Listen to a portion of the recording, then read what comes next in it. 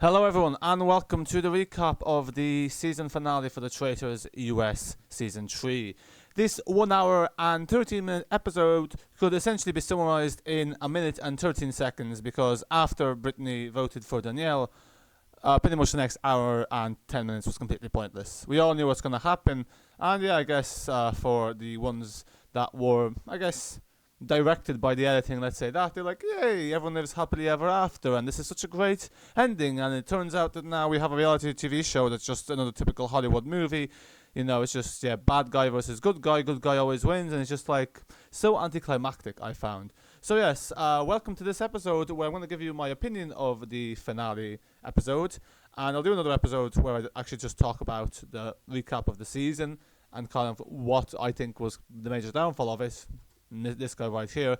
But yeah, so basically what happens is that, as you know, Brittney decides to flip her vote and vote out Danielle. And to be honest, this move would have made sense if she had voted Danielle the first time, but she'd already voted for Ivar, so she'd already sealed her fate, because it made no sense for her to vote for Ivar. And it was like Dolores, okay, it made sense. She suspected Dolores. Danielle was obviously going to vote for her to keep her off her scent, and then when Danielle did this, when Brittney did the same, it was almost very clear that she was working with Danielle, and if Danielle's a traitor, then most likely Brittney's a traitor. She kind of just basically ended her own game right there. So then to vote for Danielle the second time round, just because that's where the votes are going, sure, but also no. In the sense that by that point, you're basically just throwing away the game. And we pretty much saw that play out, essentially. It was quite predictable. Now, people will mention the fact that Danielle, at the end, kind of, gave nice words about everyone except for Brittney. Except for Brittney, she was like, you did this again. And, to be honest, that wasn't necessary from Danielle. It was completely pointless. This was equivalent to the parting gift in UK Season 1, except I really disliked Wolf, so I was actually glad that happened. But, yeah, it was completely unnecessary. Definitely didn't help Brittney's game. However, I don't think it actually made any difference in the trajectory of the game. So while I disagree with Danielle's gameplay there, I think people saying that this is what cost Brittney her game. No, what cost Brittney her game was the fact that she basically aborted the takeoff way too late. It's like a plane. So like, if you're on a runway, you can abort the takeoff until you're about until you reach V2. Once you reach V2, you can't abort the takeoff. Because if you abort the takeoff, you're going to overshoot the runway and you're going to crash into either the sea, the ocean, the grass, the runway, the motorway, the houses, whatever's in front, because you just don't have enough runway left to stop the plane. And that's the problem.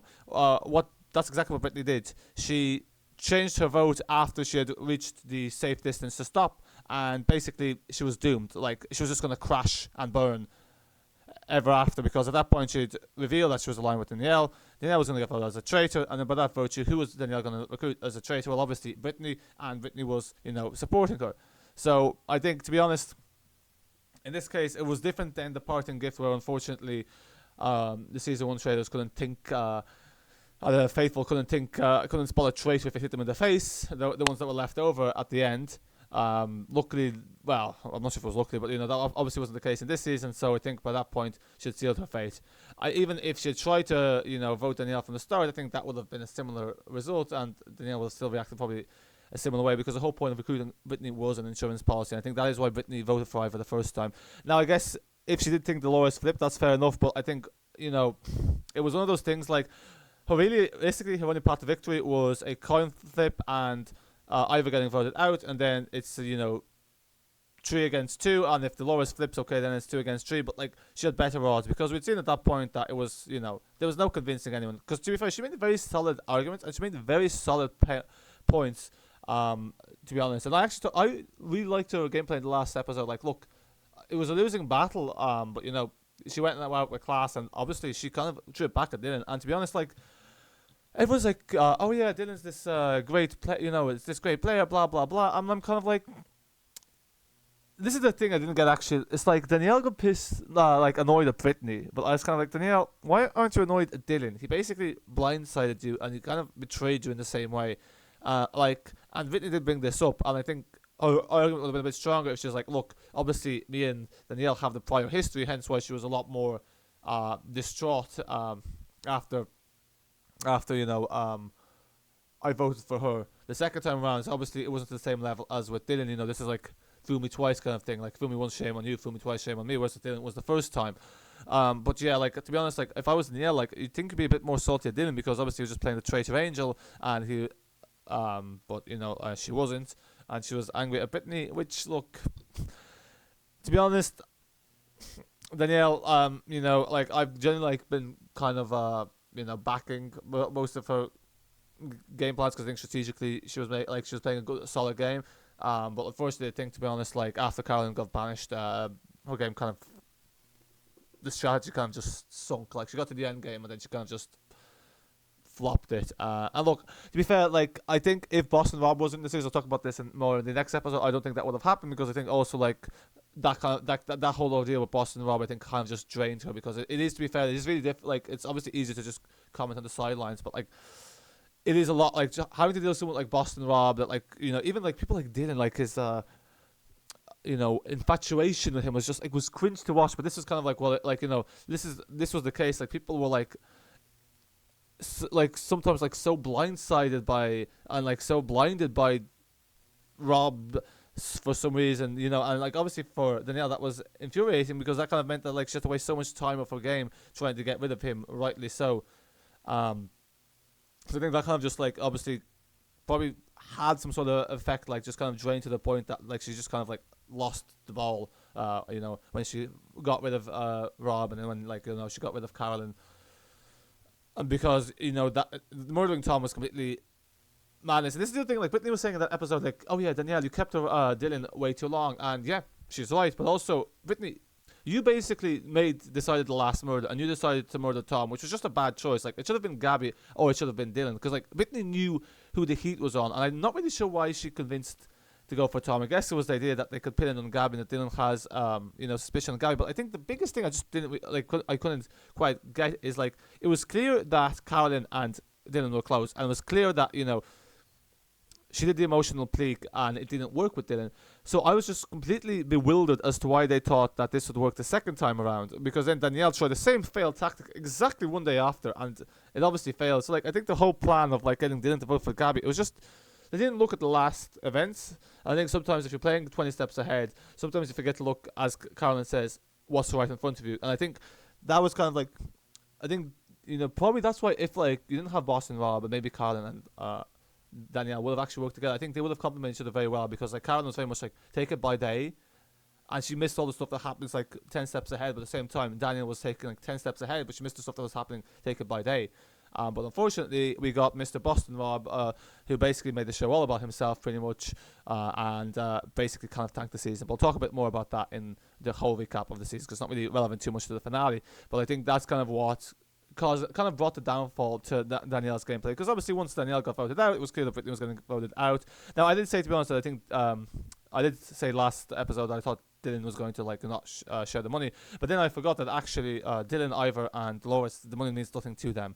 That usually happens where the money actually makes a difference to the lives. But I think the only person that makes a difference to from the ones that were left was Gabby and Brittney, and I think Gabby, obviously, if she'd voted to not continue, they would have thought she's a traitor and all this logic, because only a traitor would want to eliminate more people, blah blah blah. I don't know, this kind of argument. So and obviously I think that Gabby just isn't that kind of person that would like steal money from other people. Like, to be fair, like I think out of the four that won, like Gabby was probably like the only one I was happy about. Like Dylan, I just found him insufferable, to be honest. Like I just found him really annoying. Like he just gave me the same Peter vibes. And I think it was, especially the round table was very revealing. Like, and I think Brittney had a fair point. Like he was just acting like the faithful of the faithful, but like, oh yeah, I'm holier than thou. Like like he was giving the arguments, but then it's like, oh my god, Brittney's attacking me. I wasn't expecting this. It's like, well, hang on a minute. Like you can act like it's just.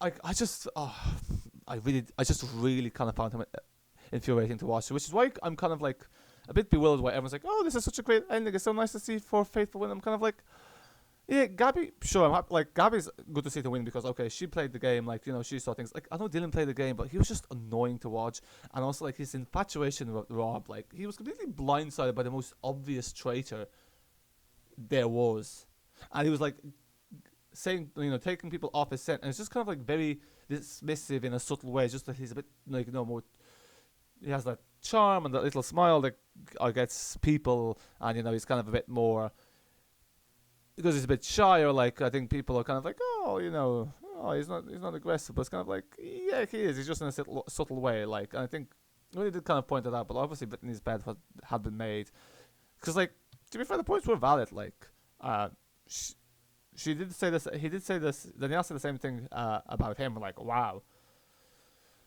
So yeah. That was that, and then Ivor. Like, it was just there. Like, it's like sometimes, like, usually, like, when the faithful get to the end, you get these most boring kind of like lackluster. Like, makes no difference if they're there or not. Like, faithful. Like, Ivor. We had CJ. Sorry, not CJ. MJ in season 2. We had, what was that guy? In season 1, we had, in the UK version, we had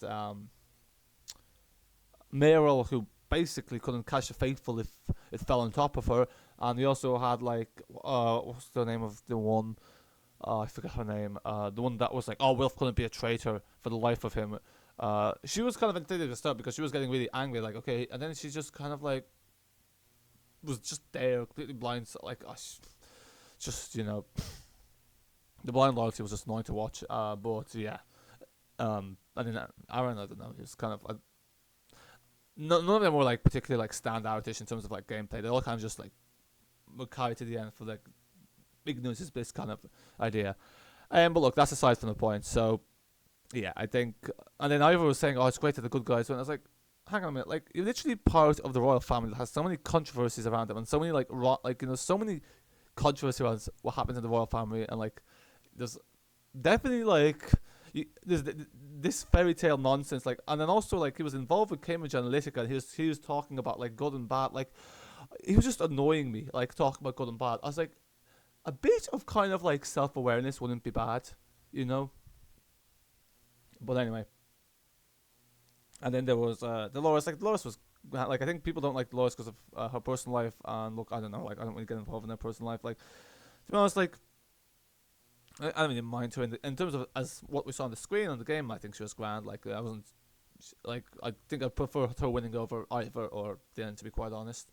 Like, she did, to be fair, at the end kind of show quite good gameplay, and voted out the traitor. Some people were even saying like she deliberately just voted off Tom to keep the scent off. Well, that could have been the case, like, because at the end she clearly showed like she knows what's up, like, she did vote out the right person. Or sometimes like you realize that, because I think also in part like the reason Dylan was able to catch Danielle and Carolyn was because he got blindsided by Rob. And I think sometimes people forget that, like, there is a bit an element of luck to this game, because if people are going to say like, oh yeah, she only realized at the end, well, the same holds true for Dylan. If Boston Rob wasn't there, I'm not sure Dylan would have been as good as realizing, oh yeah, Danielle and Caroline are traitors, because it's kind of that thing, fool me once, shame on you, fool me twice, shame on me.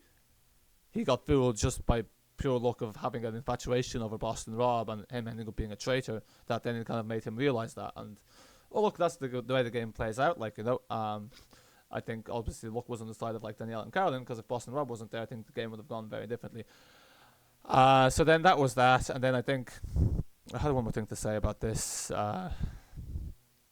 Did I? I think it's just a very anticlimactic ending, and like that was the thing. Like, once they, like, obviously they put the cliffhanger, because if they showed on the last episode, there'd be no point of watching. Everyone knows how it goes. Like, it. Well, like, and like, people are happy about this ending. I just found it a bit like meh. And I think, like, I don't, like, the point of watching reality TV shows is that it doesn't have this, like, Hollywood prescriptive script crap that you see in a lot of Hollywood movies. I just personally don't like a lot of Hollywood movies, because I think they're just so detached from reality. They're so, like, black and white. And, like, the editing this season just did my head. And, like, this whole kind of, like, Dylan is the ultimate good guy. Danielle is the villain, Carolyn is the betrayed traitor, and then, like, Gabby's kind of, don't even know what Gabby said it was meant to be honest. Ivar was kind of just, like, the smart, quiet guy that was just there. Dolores, I don't know what Dolores said it was, but, like, the way, it was very much like, Carolyn good, Danielle bad, Dylan good.